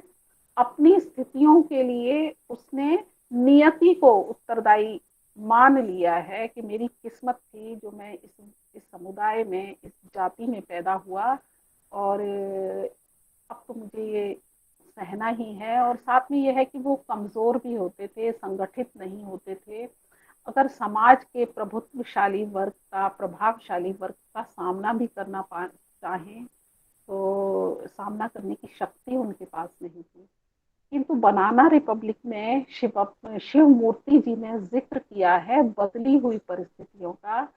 यहाँ पे प्रसंग है पंचायत के चुनावों का, पंचायत में प्रधानी के चुनाव हैं, और वह क्षेत्र जो है रिजर्व कर दिया गया है, अनुसूचित जाति के लिए रिजर्व कर दिया गया है। अभी हाल ही में उसे रिजर्व किया गया है। उससे पहले प्रधानी में या तो मतलब दो ही जातियां हैं, बारी बारी करके उनके ही प्रत्याशी जीतते थे, किंतु अब उनके चुनावी में उतरने की कोई संभावना नहीं होती है। तो कहानी में बड़ी खूबसूरती से यह जताया गया है कि समाज का जो शक्तिशाली तबका है वह जो हीन कही जाने वाली जातियां हैं उनके ही किसी व्यक्ति को प्रभावित करते हैं, उनको पूरी तरह से लालच दिया जाता है कि हम तुम्हें पूरा सहयोग करेंगे और तुम चुनाव लड़ो। और जो वंचित जाति से संबंधित जगता है वह चुनाव लड़ता है और अंत में वह विजयी भी होता है। मगर कहानीकार ने बाद में यह संकेत किया है कि वह जो ठाकुर है जिसने उसे उकसाया था और चुनाव लड़ने के लिए कहा था, और साथ में जो है कहीं ना कहीं बातों बातों में यह भी जता दिया था कि चाहे चुनाव लड़ने के बाद प्रधानी चाहे तुम्हें मिलेगी, परंतु काम तुम्हें जो है हमारे अनुरूप ही करने पड़ेंगे। कहने का मतलब तुम्हें एक मोहर की तरह काम करना पड़ेगा, इच्छा हमारी ही चलेगी। तो कहानी के अंत में लेखक ने यह संकेत दिया है कि जीतने के पश्चात जो जग्गा है उसके तेवर बिल्कुल बदल जाते हैं, और वह ठाकुर को यह पूरा संकेत दे देता है कि अब चूंकि गद्दी अब मेरे पास आ गई है, शक्ति अब मेरे पास आ गई है, तो मैं बिल्कुल आपका मोहरा बन के काम करने के लिए तैयार नहीं हूँ। यहाँ तक कि वह ठाकुर जो उनके स्पर्श की हुई किसी भी वस्तु को स्वीकार करने के लिए तैयार नहीं होता और उसके मन में जातीय भेदभाव जग्गा के प्रति पहले के समान ही होता है, वही ठाकुर उनके घर का जल ग्रहण करने के लिए भी तैयार हो जाता है, या ये कह दीजिए कि वह उन्हें अपने घर में बुलाकर अपने बर्तनों में पानी पिलाने के लिए भी एक तरह से विवश हो जाते हैं। और गांव का वो प्रभुत्वशाली व्यक्ति जो है वह उसके सामने अन्य कोई विकल्प नहीं होता, क्योंकि उसको लगता है कि अब शक्तिशाली यह समाज हो गया है, आर्थिक रूप से भी अब वो आर्थिक शक्तियां भी अब इसके पास आ गई हैं, क्योंकि कहानी के क्रम में यह भी बताया गया है कि प्रधानी का चुनाव जीतने के पश्चात प्रधान के पास काफी फंड आता है। यह कहानी कई दृष्टियों से बहुत महत्वपूर्ण है। यह कहानी हमें यह भी बताती है कि भ्रष्टाचार कहाँ कहाँ पर है और राजनीतिक पदों पर काबिज लोग जो हैं किस तरह से जनता के कल्याण के लिए भेजे गए धन का उपयोग जो है अपने हित के लिए करते हैं। तो अब मैं जो है हाशिए पे पड़ा हुआ हमारा जो एक अन्य वर्ग है अर्थात स्त्रियां या नारी विमर्श, उसकी बात करना चाहूंगी। मित्रों, यह बहुत बड़ी विडंबना की बात है कि स्त्री और पुरुष दोनों समाज की सबसे छोटी इकाई हैं और समाज को आगे बढ़ाने में दोनों समान रूप से योगदान देते हैं, या ये कहना चाहिए कि स्त्री का योगदान थोड़ा पुरुष से भी कहीं ज्यादा है, क्योंकि वह सृजन के में जो अपनी भूमिका निभाती है। तो किसी भी बालक से माता के संबंध की उम्र जो है वह अन्यों से 9 महीना कहीं ज्यादा होती है। तो सृजन में उसकी महत्वपूर्ण भूमिका तो है ही, इसके अलावा भी घर और बाहर के सभी कार्यों को करने में स्त्री की जो भूमिका है उससे इनकार नहीं किया जा सकता। दोनों ही एक दूसरे के सहयोग से ही जीवन में जब आगे बढ़ते हैं तो आखिर क्यों स्त्रियों को दोयम दर्जे का मान लिया गया है हमारे हमारे परिदृश्य में। यहाँ तक कि हमारे परिदृश्य में तो स्त्री को जन्म लेने तक का हक नहीं है, उसकी गर्भ में ही हत्या कर दी जाती है। ऐसी बहुत सी घटनाएं आपने सुनी होंगी। सरकार ने इस विषय में काफी मजबूत कदम उठाए हैं और भ्रूण हत्या को अपराध घोषित कर दिया गया है। तब थोड़ा स्थिति नियंत्रण में है, वरना तो आपने सुना ही होगा कि कई प्रदेशों में तो स्त्री पुरुष रेशो भी कहीं कम हो गया था। तो यहाँ पे यह प्रश्न है कि स्त्री की इतनी महत्वपूर्ण भूमिका होने के बाद भी उसे क्यों दोयम दर्जे का माना गया है? क्यों हमेशा उसे पिता, पति और पुत्र के संरक्षण में रहना पड़ता है? क्यों उसे एक स्वतंत्र इकाई मानकर अपनी प्रगति का, अपने निर्णय लेने का, अपने जीवन में आगे बढ़ने का अवसर प्रदान नहीं किया जाता? तो साहित्य में स्त्रियों की सामाजिक स्थिति को लेकर भी बहुत सी कहानियों की रचना की गई है। इसमें भी अन्य साहित्यकारों के साथ या कहानीकारों के साथ प्रेमचंद का नाम महत्वपूर्ण है। प्रेमचंद की बेटों वाली विधवा कहानी जो है वह बताती है कि कैसे एक स्त्री जिसने अपना जीवन जो है अपने परिवार को चलाने में, अपने संतान को पाल पोस कर बड़ा करने के लिए पूरा जीवन न्यौछावर कर दिया था, पति के मरने के पश्चात वही संतान उस घर से और उस घर से जुड़ी हुई हर वस्तु से उसे अपदस्थ कर देती है। वही संतान उससे कहती है कि जब कहानी की जो पात्र है फूलमती अपने पुत्रों से पूछती है कि क्या मेरा इस मर मर कर यह घर मैंने बनाया, तुम्हें पाला पोसा, जो भी कुछ है मैंने और मेरे पति ने मिलजुल कर किया, और उनके जाने के पश्चात क्या मेरा इस पर कोई हक नहीं है?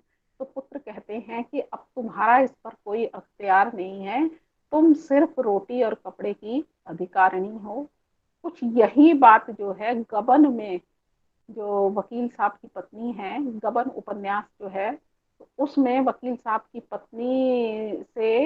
पत्नी रतन उसका नाम है, उससे वकील साहब के भतीजे भी कहते हैं कि उनके स्वर्गवासी होने के पश्चात उनके छोड़ी गई संपत्ति पर अब पत्नी का कोई हक नहीं है, वह सिर्फ रोटी और कपड़े की अधिकारिणी है। तो यह बहुत बड़े प्रश्न चिन्ह हैं जो समाज हमारे समक्ष उत्पन्न करता है कि स्त्री को इतना दोयम दर्जे का या इतना अधिकार विहीन क्यों बनाया गया है। तो स्त्री के जीवन के विविध पक्षों से संबंधित बहुत सारी कहानियां लिखी गई हैं। इसी संदर्भ में शिवमूर्ति जी की कहानी सिरी उपमा जोग, उसकी भी चर्चा की जा सकती है। अमित सिंह जी, बहुत लेट तो नहीं हो रहा? नहीं मैम, आप अपना बिल्कुल कंक्लूड जब आपको ठीक लगे जब कीजिए। अभी है 15-20 मिनट है हमारे पास, बाद में थोड़ा सा डिस्कस, बच्चे कोई सवाल जिज्ञासा हमारी रहेगी, किसी की टिप्पणी रहेगी उसको भी ले लेंगे। बिल्कुल, बस मैं अब जल्दी जी ही खत्म करती हूँ। जी मैम। श्री उपमा जो है वो भी शिवमूर्ति जी की कहानी है मित्रों, और बहुत ही मार्मिक कहानी है। उसमें स्त्री उत्पीड़न का एक बिल्कुल अलग ही नया ही रंग देखने को मिला है कि स्त्री ही परिश्रम करके और समस्त जिम्मेदारियों को अपने ऊपर लेकर अपने पति को प्रोत्साहित करती है आगे पढ़ने के लिए और जीवन में उन्नति करने के लिए, और स्त्री के सहयोग से पति सफल भी हो जाता है और बहुत अच्छी नौकरी पा लेता है। तो कहानी में जिक्र है कि वह डीएम बन जाता है, मगर डीएम बन जाने के पश्चात वह अपनी उसी पत्नी को, जिसके त्याग, समर्पण और परिश्रम की बदौलत वह स्थिति में पहुंचा होता है, उसे बिल्कुल विस्मृत कर देता है, उससे अपना संबंध तोड़ लेता है और शहर में अन्यत्र कहीं दूसरा विवाह कर लेता है। पत्नी को इस बारे में पूछने तक का विचार उसके मन में नहीं आता। पत्नी इस पति से अ, पति से बहुत ज्यादा प्रेम करती है, वह इस स्थिति को भी स्वीकार कर लेती है, मगर वही पितृसत्ता का एक दूसरा रूप सामने आता है जब पति के भाई भतीजे उसको वहां से भी मार पीट कर भगाना चाहते हैं और उसकी संपत्ति के ऊपर कब्जा करके कर लेना चाहते हैं। तो स्त्री उत्पीड़न को केंद्र में रखकर लिखी गई, स्त्री पुरुष संबंधों को केंद्र में रखकर लिखी हुई, स्त्री के उत्सर्ग और समर्पण और उसकी कोमल भावनाओं को केंद्र में रखकर लिखी गई, यह भी एक बहुत बेहतरीन कहानी है। अब मित्रों, मैं अब बिल्कुल संक्षेप में दलित स्त्रियों द्वारा लिखित जो कहानी है थोड़ी सी चर्चा मैं उस पर भी करना चाहूंगी कि उनकी स्थिति का आकलन भी करना भी कोई इतना मुश्किल नहीं होगा। जो जाति और पितृसत्ता दोनों के संतापों को एक साथ झेलती होंगी, उन स्त्रियों की दशा जो है कितनी विकट होती होगी।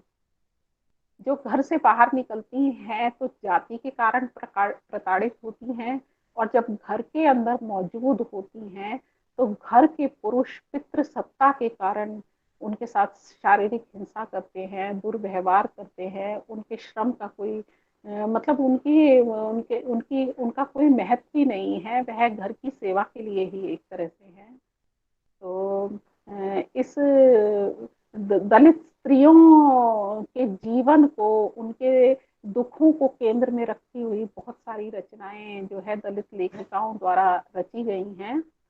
इन लेखिकाओं में प्रमुख जो हैं सुशीला टाकभोरे जी हैं, अनीता भारती हैं, रजनी तिलक हैं, रजनी दिसोदिया जी हैं, कौशल पवार हैं, पूनम तुषामण हैं।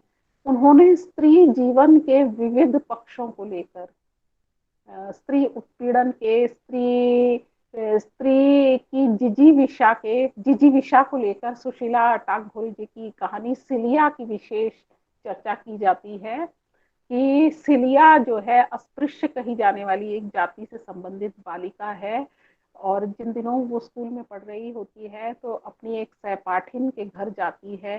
गर्मियों के दिन होते हैं और उसे बहुत तेज प्यास लगी हुई होती है, मगर उसकी सहपाठिनी के घर में मौजूद लोगों को जैसे ही उसकी जाति के बारे में पता लगता है तो उसे पानी नहीं दिया जाता। मगर वही बालिका पढ़ लिख कर एक दिन ऐसा मुकाम हासिल करती है कि सभागार में सम्मानित की जाती है। तो यह कहानी जो है दलित स्त्री के हौसले, जिजीविषा और साहस की कहानी है। इसके अतिरिक्त दलित लेखिकाओं ने सिर्फ उत्पीड़न की या रुदन की या उनकी दारुण स्थितियों की ही कहानियां नहीं रची हैं। उन्होंने कुछ ऐसी कहानियों का अंकन भी किया है जहां दलित स्त्री जो है चेतना संपन्न हो गई है, वह अब परिस्थितियों के आगे घुटने नहीं टेकती, परिस्थितियों का डटकर मुकाबला करती है, हार नहीं मानती है और अपनी संतानों के जीवन को संवारने के लिए दृढ़ संकल्प है। ऐसी कहानियों में अनीता भारती जी की कहानी तीसरी कसम की हम चर्चा कर सकते हैं। अजय नावरिया जी की कहानी इज्जत की चर्चा की जा सकती है, जहां इज्जत कहानी की नायिका जो है दुष्कर्म का शिकार होने के बावजूद जो है दोषियों को न्यायालय से सजा दिलाने के लिए कृत संकल्प है। वह एक पल के लिए भी यह नहीं सोचती कि इस उपक्रम में उसकी स्वयं की क्या दशा होगी। जो कुछ भी उसके साथ होगा वो कहती है जो होगा सो देखा जाएगा, मगर मैं आतताइयों को खुला नहीं छोड़ सकती। एक मिनट, मैं आतताइयों को, आवाज आ रही है मैम, आप बोलिए। अभी एक फोन आ गया था तो जी जी, उससे डिस्टर्ब हुआ होगा। हाँ, एक मिनट। हाँ जी, तो कहने का मतलब यहाँ पे मैं यह कहना चाहूंगी कि दलित स्त्रियों द्वारा रचित कहानियों में दोनों किस्म के तेवर देखने को मिलते हैं, जहाँ शोषण, उत्पीड़न पर को केंद्र में रखकर लिखी गई कहानियां हैं। तो दलित स्त्री के चेतना संपन्न हो जाने के पश्चात घुटने ना टेकने वाली उनकी जिजीविषा की, उनके संकल्प की कहानियां भी लेखिकाओं ने लिखी हैं। तो मैं अब अपनी वाणी को मित्रों में विराम देती हूँ और अब अपनी बात में यहीं समाप्त करती हूँ। आपने मुझे इतनी देर तक के लिए सुना, इसके लिए बहुत धन्यवाद आपका। बहुत बहुत अच्छा लगा मैडम आपको सुनना, और इतनी सहजता से आपने सामाजिक विषमता, जातीय भेदभाव और उन सब कुचक्करों में घिरती घुटती इंसानियत या मानवता पर जो बात रखी, सोदाहरण बात रखी, प्रेमचंद और अन्य कथाकारों के कथांशों से, कहानियां के अंशों से समकालीन बिल्कुल अद्यतन कहानीकारों, आज के कहानीकारों तक आपने बात की। नरेंद्र नागदेव की आपने बात की। पेड़ खाली नहीं है, ये उनका एक कहानी संग्रह है, करीब 1 दर्जन कहानी उसमें संकलित है। और आपका व्याख्यान निश्चित रूप से सोचने पर विवश करता है, और जो समाज का एक व्यापक परिदृश्य है उसकी परतों को उधेड़ते हुए एक सच्चाई को सामने लेकर आता है। मैं अपने विभागीय शिक्षक साथी डॉक्टर रामरूप मीणा से गुजारिश करना चाहूंगा कि वो आज के इस व्याख्यान के इस सत्र पर आगे संचालन करें। मेरी उनसे ये गुजारिश है। कुछ प्रश्न, कुछ जिज्ञासाएं सहज होती हैं, तो वो अवसर भी हमारे बीच में रहे। तो मैं डॉक्टर रामरूप मीणा जी से आग्रह करूंगा कि वो इसका आगे संचालन करें। डॉक्टर रामरूप मीणा जी। रामरूप जी, आप अनम्यूट कीजिए।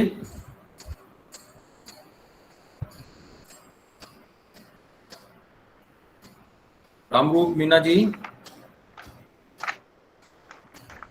शायद आवाज नहीं पहुंच पा रही है रामरूप जी तक।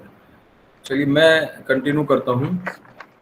कोई भी प्रश्न हमारे बीच में, जिज्ञासा, हमारे जो शिक्षक साथी हैं, हमारे विद्यार्थी जुड़े हुए हैं, किसी को कुछ पूछना है, मैडम का इतना विचार उत्तेजक, प्रेरक व्याख्यान सुनने के बाद मैं चाहूंगा कि आप लोगों की जिज्ञासाएं सहजता से हम सब के बीच में आएं और उस पर थोड़ी सी चर्चा भी हो, एक संवाद बने।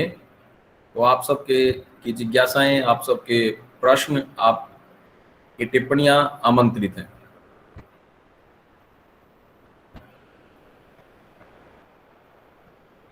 विद्यार्थियों को मैं एक कहानी का जिक्र और करना चाहूंगी, जो कि आज समसामयिक युग में बहुत ही ज्यादा ज्वलंत है और एक नवीन विषय को अपने आप में समेटे हुए है, जिसके ऊपर आज से पहले कभी बात नहीं हुई है।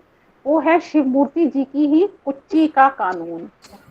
इसमें स्त्री द्वारा इस सवाल को उठाया गया है कि उसकी कोख पर उसका खुद का हक होना चाहिए या समाज का हक होना चाहिए। वो माँ बनेगी, कब बनेगी और किसके गर्भ को धारण करेगी, इसको तय करने का अधिकार किसके पास है, समाज के पास और या स्त्री के पास। ये एक बहुत ही अच्छी कहानी है और यह मुझे लगता है कि हम साहित्य से जुड़े हुए जो विद्यार्थी हैं, जो कि नवीन प्रश्नों को लेके अगर कुछ रचा जा रहा है, उसके प्रति कुछ जिज्ञासा रखते हैं, तो उन्हें जरूर पढ़नी चाहिए। किस तरह से कुच्ची जो है अपनी जो उसने मांग रखी होती है, कुच्ची के पति का निधन हो गया है और उसे वंश आगे चढ़ाना है, तो उसके ऊपर दबाव डाला जाता है कि वो दूसरे किसी बच्चे को गोद ले ले या और बहुत सारे विकल्प दिए जाते, मगर कुच्ची जो निर्णय लेती है और कैसे अपने निर्णय की सार्थकता को और वो ही निर्णय उसके लिए सही होगा कैसे सिद्ध करती है। तो विद्यार्थियों, आपको जरूर पढ़नी चाहिए, आपको नेट पे मिल जाएगी। जी जी, हाँ कंटिन्यू करिएगा। हाँ रामरूप जी, जी जी सर, नमस्कार। वीडियो ऑन कर लीजिए और 70 का आगे सवाल जवाब आप करवाइए जरा। जी मैं जी जी जी जी, आप अपने आप को वीडियो ऑन कीजिए। वीडियो ऑन कर लीजिए रामरूप जी। जी जी सर, जी जी। सवाल जवाब करवाइए। हाँ, तो मेरा माइक ऑन नहीं हो रहा था, उसके लिए माफी चाहता हूँ। नमस्कार मैम, आपका जी व्याख्यान अभी मैंने सुना, बहुत ही बेहतर रहा। और अभी इस कड़ी में मैं आगे इस प्रोग्राम को आगे बढ़ाते हुए यहाँ उपस्थित सभी प्रतिभागियों से यह आग्रह करना चाहता हूँ कि जो भी इस प्रसंग में अपने सवाल जवाब पूछना चाहते हैं तो वो अपने सवाल जवाब रख सकते हैं।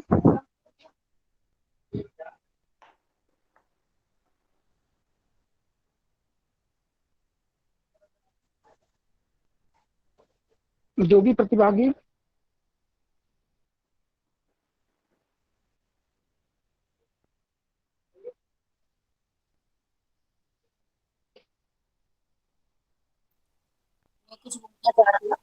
जी जी। Good evening. Sumita ma'am, good evening ma'am. Manish, जी जी रामरूप जी जी, कुछ मैम से बिल्कुल जरूर बिल्कुल। जरूर। बात हो सकती है? अच्छा। हाँ, गुड इवनिंग मैम, बहुत अच्छा लगा। मैं थोड़ा सा लेट ज्वाइन किया, लेकिन बस कुछ क्वेश्चन क्या पूछूंगा, बस मन में कुछ बातें हैं उसको शेयर, और साथ साथ मैं आपका व्यू भी जानना चाह रहा हूँ मैम। दो चीजें हैं, जैसे कि हम नारीवादी लेखन की बात करते हैं या फेमिनिस्ट हिस्टोरियोग्राफी या फेमिनिज्म की बात करते हैं मैम, उसमें आपको नहीं लगता है कि मैम हम फर्स्ट स्टेज छोड़ देते हैं जहाँ पे एजुकेशन और सैनिटेशन की बात होनी चाहिए गर्ल्स और वुमेन के लिए, और हम सेकेंड स्टेज की बात करते हैं, जैसे कि आपने भी नई कहानी का जिक्र किया या कुछ अलग तरह की मांगों को लेकर हम डिमांड करते हैं गवर्नमेंट से। लेकिन जो प्राथमिक स्तर की चीजें हैं, जैसे मैंने अभी बताया सैनिटेशन हुआ या फिर एजुकेशन हुआ, उनको हम कहीं ना कहीं बैकड्रॉप में रख दे, जिसको कि हम हनुमान कूद की भी संज्ञा दे सकते हैं मैम। तो एक तो छोटा सा क्वेरी ये है कि हमें क्या करना चाहिए। नारीवादी आंदोलन या नारी विमर्श काफी दिनों से चली आ रही एक कड़ी है। और दूसरा है मैम, जब हम बात करते हैं ठाकुर की या किसी विशेष समुदाय की, तो क्या उससे जाति का बोध होता है या फिर उससे उस आसपास के जो दबंग समुदाय है, चाहे वो किसी भी जाति से जुड़े हुए हों, उनका अर्थ निकल के आता है। बस ये दो छोटी सी मेरी दो चीजें थी, अगर आप इस पे कुछ प्रकाश डाल सके तो काफी अच्छा। Thank you ma'am. जी, मैंने जो कहानी में जिक्र किया कुच्ची की का जो बनाना रिपब्लिक में कहानी में ठाकुर का जिक्र आया है, वरना तो मैंने कोशिश की थी कि मैं व्याख्यान के अंदर जाति सूचक मतलब जाति को लेकर पात्रों का जो संबंध जाति से है जहां तक हो सके उससे बचूं।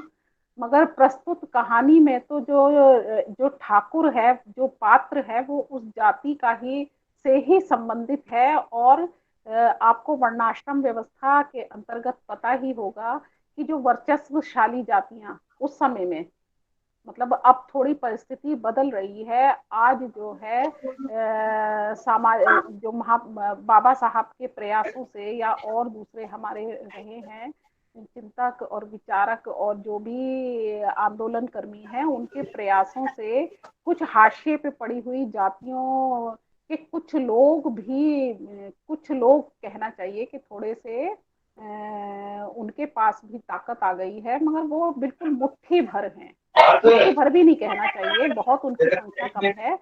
परंतु आपने जिस संदर्भ में मुझसे पूछा है, तो जो ठाकुर शब्द है वो वहां पात्र की जाति की ओर ही संकेत करता है। और दूसरा आपने पूछा कि सैनिटेशन और शिक्षा, इसके बारे में पूछा सवाल। Yes ma'am, yes ma'am. तो जो शिक्षा का दायित्व है वो तो प्रदेश की सरकारें ही लेती हैं। और स्कूलों तो शिक्षा का बीड़ा तो उन्हें नहीं ही नहीं, शायद उठाना। मैम आपने क्वेश्चन शायद उस समय नहीं सुना। मैं कुछ गवर्नमेंट की बात नहीं कर रहा था, मैं फेमिनिस्ट मूवमेंट है जो नारीवादी आंदोलन है। जब मैं किसी को भी सुनता हूँ, खासकर जो नारीवादी समूह से जुड़े हुए हैं, तो वो लोग मतलब कभी भी बात होती है सेकेंड स्टेज और थर्ड स्टेज की, that means right of divorce, right of living, right of adoption, etcetera etcetera. लेकिन हम जनरली बात नहीं करते हैं जो प्राइमरी फेमिनिज्म है इंडिया में, हम कहीं ना कहीं वेस्टर्न फेमिनिज्म की बात कर लेते हैं। प्राइमरी फेमिनिज्म इंडिया में मेरे अनुसार ये होना चाहिए था कि एजुकेशन और सैनिटेशन की बात हो, स्वच्छता की बात हो, खासकर महिलाओं और लड़कियों के लिए। बस यही क्वेश्चन था मेरा नहीं मैम, तो ऐसा ये कुछ नहीं प्रेरित था। कौन हाँ करेगा? जो बालिकाएं हैं उनको एजुकेट कौन करेगा? या तो परिवार करेंगे या वो शैक्षणिक संस्थाएं करेंगी। जो मूवमेंट हैं, जो आंदोलन कर्मी हैं, वह तो मतलब सोच को बदलने का काम करते हैं। जो चाहे जी वो मैम। लेखन के माध्यम से, चाहे सभा संगोष्ठी आंदोलन के माध्यम से, जी तो मैम। वो वही है कि लेखन से इस तरह की जागरूकता को फैलाएं। जी।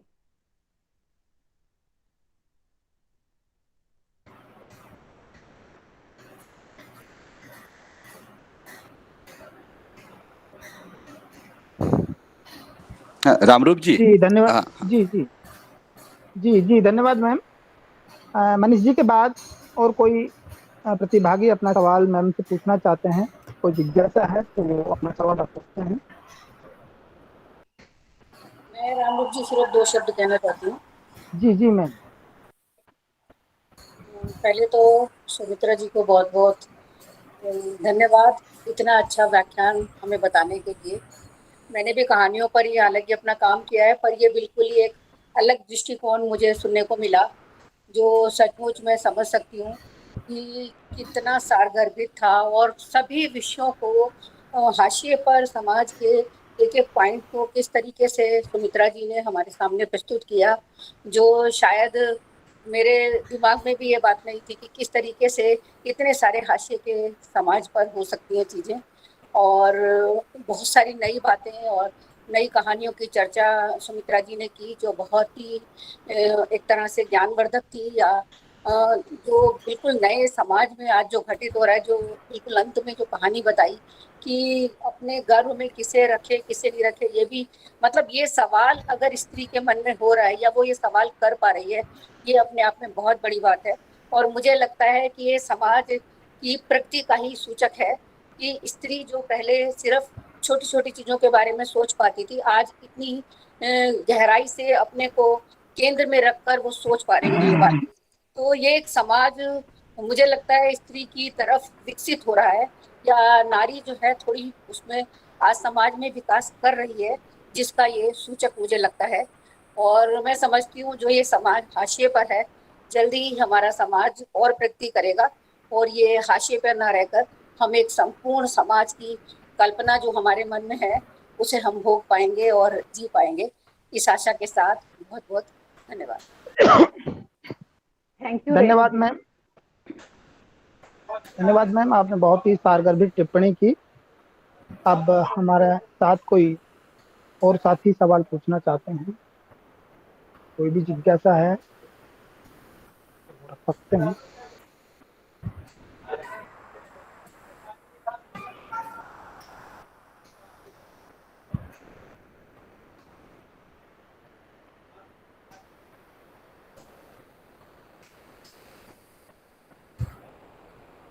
यहाँ उपस्थित प्रतिभागियों में से जिस किसी भी इस व्याख्यान के संदर्भ में टिप्पणी हो तो वो अपनी टिप्पणी भी रख सकते हैं।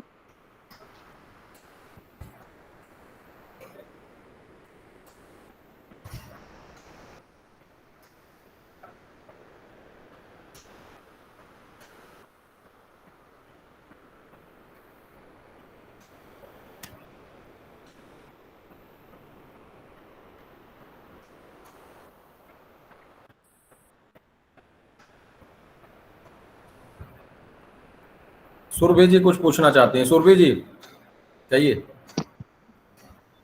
अभी कहना नहीं है मुझे, तो बस पूछना था एक्चुअली। मुझे मतलब जब हम स्टोरीज की बात करें, जैसे मैम आपने स्टोरीज के बारे में बात की है, और मूवीज का भी आजकल काफी जो फोकस है, whether it is women centric और it is suppose Dalit centric और लोअर कास्ट सेंट्रिक, तो उसमें ये एक चीज होती है कि सिर्फ इतना ही काफी है कि भाई उसके जो ऑपरेशन है सिर्फ उसके बारे में ही बात करना बहुत है, या फिर ये भी जरूरी है साथ में कि भी उसके जो एसर्शन है, मतलब कि उसकी तरफ से जो एक वापसी करी जा रही है वो साथ में ही दिखाया जाए या फिर लिखा जाए, तो ये उतना ही जरूरी है, या फिर इवन जस्ट इतना बहुत है कि ऑपरेशन की ही बात करें। मतलब एक्चुअली मैं समझा नहीं पा रही शायद, मतलब मुझे ये जैसे कोई मूवीज देखते हैं हम तो नॉर्मली तो operation, cast operation for example, वो तो कास्ट के नाम से वो सामने आता ही नहीं है, मैनिफेस्ट ही नहीं होता। मतलब वो तो या तो वो क्लास के टर्म्स में आता है कि अमीर गरीब का हो गया, और उसमें ये सामने से बताया नहीं जाता on the face of it कि गरीब वो लोअर कास्ट का अपने इंडियन कॉन्टेक्स्ट में वो लोअर कास्ट का होगा यूजुअली, लेकिन ये उस तरीके से सामने से नहीं बताते हैं मूवीज में। लेकिन अब जब कुछ मूवीज बनती हैं जिसमें इसके बारे में बात होती है तो सिर्फ इतना बहुत है क्या कास्ट के नाम से एटलीस्ट सामने से बात हो, या फिर ये ज्यादा इम्पोर्टेंट है कि जो एसर्शन है वो भी साथ में ही दिखाई जाए, जिसमें ये क्लियर हो कि जो ऑप्रेस्ड कैटेगरीज हैं, जो मार्जिनलाइज्ड कैटेगरीज हैं या मार्जिनलाइज्ड लोग हैं, वो वापस एक पुश बैक कर रहे हैं। मतलब वो फाइट कर रहे हैं। तो जैसे वो मूवी थी कर्णन, एक तमिल मूवी जो आई थी अभी रिसेंटली, और उसमें एसर्शन काफी अच्छे से दिखाया था। तो ये मुझे पूछना था, मतलब कि मूवीज और लिटरेचर दोनों में ही क्या मतलब आपको लगता है सिर्फ ऑपरेशन की बात करना ही एक बहुत बड़ी अचीवमेंट हो गई है, या फिर उस ऑपरेशन के बाद आगे जाके ये भी कि भाई ऑप्रेस्ड कम्युनिटीज जो है वो फाइट भी उतना ही लेवल पर कर रही है? जैसे अभी मेडिकल एग्जाम, जो नीट का एग्जाम के लिए ओबीसी कोटा क्लियर किया गवर्नमेंट ने, that happened after a huge fight and movement. तो उसके बाद ही ये हुआ, ये कोटा मतलब मिला नीट में, जो ओबीसी कोटा अभी अभी हुआ है। तो अदरवाइज तो वो होता ही नहीं, मतलब वो उसमें पूरा बिखरा हुआ ही था, जनरल रिजर्व ये जो भी था।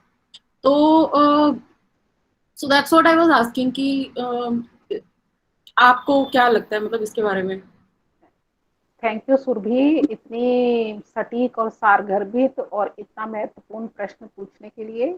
तो चाहे वो सिनेमा हो और चाहे साहित्य हो, दोनों ही अपना उपजीव्य, अपना जो कहना चाहिए कच्चा माल जो है वो समाज से ही ग्रहण करते हैं। तो दोनों का दायित्व है कि वह समाज में जो कुछ भी घट रहा है, जो भी समाज का यथार्थ है, चाहे वह सकारात्मक है चाहे नकारात्मक है, तो उसके मतलब उजले धुंधले दोनों पक्षों के साथ उसकी अभिव्यक्ति साहित्य में भी होनी चाहिए और सिनेमा में भी होनी चाहिए, और होती भी है। जैसा कि आपने जिक्र किया कि ऐसी कुछ मूवीज आपने देखी हैं, तो किसी ना किसी ने तो यह जोखिम उठाया है, वरना तो सिनेमा तो ज्यादातर मुनाफे के लिए ही बनाया जाता है। जो फिल्मकार हैं उन्हीं विषयों को ज्यादातर चुनते हैं जिन्हें जनता ज्यादा देखना पसंद करती है, जिन्हें बनाकर वह लाभ कमा सकते हैं। तो बहुतायत में तो जनता के टेस्ट के हिसाब से ही, मांग के हिसाब से, और जनता क्या है जब जाती है पैसा खर्च करके सिनेमा हॉल में जाती है तो वह अपना मनोरंजन करना चाहती है। जो जो ज्यादातर जनता है, मैं सभी की बात नहीं कर रही हूँ, अभी भी बहुत सारे लोग ऐसे भी हैं जो क्लासिक सिनेमा को पसंद करते हैं, जो कि कलात्मक फिल्में देखना पसंद करते हैं, मगर बहुतायत में वो जाते हैं, बहुतायत जनता जो है वो मनोरंजन के लिए जाती है। वह कुछ ऐसे जीवन के और जीवन के यथार्थ से संबंधित कुछ ऐसी कड़वी सच्चाइयां जो हैं उनसे रूबरू होना नहीं चाहती, जो उनके जहन को झकझोरें, जो उन्हें सोचने पर आमदा करें, ऐसे प्रश्नों से आंखें नहीं मिलाना चाहती। तो इस वजह से इस तरह के साहित्य, इस तरह के सिनेमा को कम बनाया जाता है। बाकी साहित्य में तो आती हैं रचनाएं, यह बात और है कि वह पाठक तक पहुंच पाए या ना पहुंच पाए। सुरभि, हम ये भी नहीं कह सकते ना कि जितना हिंदी का साहित्यकार लिख रहा है उसका उसका लिखा हुआ सब कुछ ही पाठक तक जा रहा है।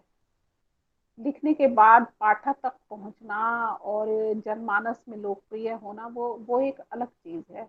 बाकी लिखा तो जा ही रहा है विविध पक्षों के ऊपर। जैसा कि मैंने कुच्ची का कानून कहानी की चर्चा की, यह कितना कितना मतलब ज्वलंत विषय है, और अपने आप में ही मतलब कितने लोग जो हैं जो स्त्री को इस तरह की स्वतंत्रता देना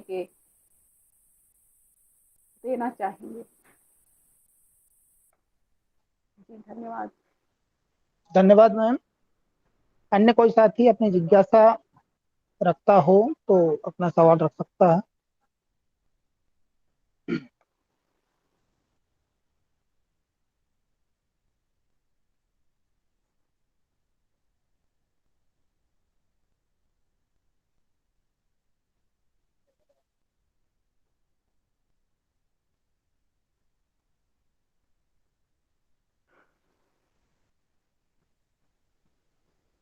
मैम आपने भी तो कहानी लिखी होगी, या आपने आपकी हाँ, मेरी जो कहानियां हैं और मेरे लेख जो हैं वो आप पढ़ सकते हैं। गद्यकोश मतलब एक वेबसाइट है जिसका मैंने जिक्र किया था। गद्यकोश में मेरी कहानियां और मेरे लेख हैं, और मैं 10 कहानियां लिख चुकी हूँ वैसे, और प्रकाशित हो चुकी हैं। अच्छा, अलग अलग विषयों पे लिखी हैं, मगर ऐसा नहीं है कि सिर्फ किसी एक ही प्रसंग पर मेरी दृष्टि गई हो, ऐसा नहीं है। स्त्री केंद्रित हैं, और जो भेदभाव है समाज में उस पर केंद्रित हैं। अलग अलग तेवर की कहानियां हैं, तो कुछ कहानियां वहां पे हैं।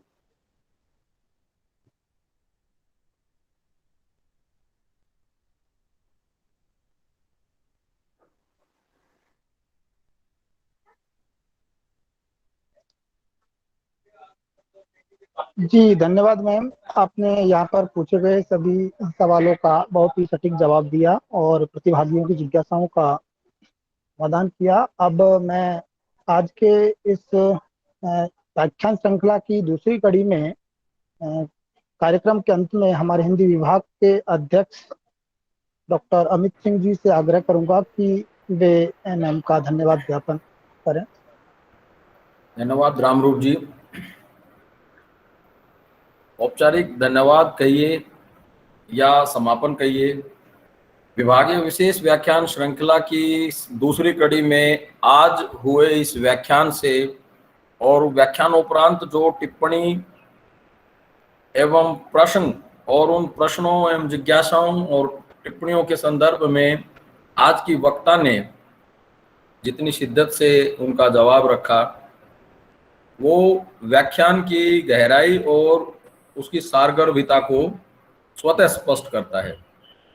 इसमें दो राय नहीं कि जिस सोच के साथ हमने विभाग में इस विभागीय विशेष व्याख्यान श्रृंखला की शुरुआत की, हम उस शुरुआत में कामयाब हो रहे हैं, और इस कामयाबी का श्रेय मैं पूरे हिंदी विभाग और कॉलेज प्रशासन के सहयोग को भी इसमें शामिल करते हुए सबको देता हूं। आज के व्याख्यान के लिए, चूंकि हम सब जान रहे हैं ये डॉक्टर सुमित्रा मैम का ही सबसे पहला व्याख्यान होना था, वो किन्हीं अपरिहार्य कारणों से टला था और रेणु गुप्ता मैम का व्याख्यान पहले हुआ था। आज दूसरी कड़ी में सुमित्रा मैम का व्याख्यान हुआ। एक निरंतरता, अकादमिक सक्रियता के रूप में विभाग की इस प्लेटफॉर्म के माध्यम से अपने आप में हमें एक रचनात्मक भरा पूरा महसूस करवा रही है। ये हमारे लिए सुखद प्रतीति है। मैं विभाग के तमाम साथियों और अन्य विभागों से, जिसमें इतिहास विभाग, अर्थशास्त्र विभाग, राजनीति शास्त्र विभाग और वाणिज्य विभाग, सभी साथियों की तरफ से, सभी शिक्षक मित्रों की तरफ से और इसमें शामिल हुए छात्रों की तरफ से आज की वक्ता डॉक्टर सुमित्रा जी के इतने रचनात्मक ज्ञानवर्धक व्याख्यान के लिए हृदय से आभार और धन्यवाद ज्ञापित करता हूं। और इस कामना के साथ आज के इस व्याख्यान का समापन कर रहे हैं कि यह निरंतरता, यह सक्रियता बनी रहेगी और वैचारिक ऊर्जस्विता से विभाग अपने छात्रों के लिए जितना रचनात्मक आयाम दे सकता है हम उसके लिए कृत संकल्प रहेंगे। हमारी परस्पर जो सहभागिता है वो बनी रहेगी। इन्हीं शब्दों के साथ आप सबका पुनः बहुत बहुत धन्यवाद और सुमित्रा मैम का आज के इस व्याख्यान के लिए तहे दिल से पुनः धन्यवाद। आभार मैम। थैंक यू जी, अगली कड़ी में तीसरे व्याख्यान में हम फिर मिलेंगे नए विषय के साथ, नए वक्ता के साथ। तब तक के लिए विराम। नमन। धन्यवाद सर। धन्यवाद रामरूप जी, आपने जी, धन्यवाद। संचालन किया इसके लिए बहुत बहुत धन्यवाद। Thank you. आप सबके सहयोग से ही ये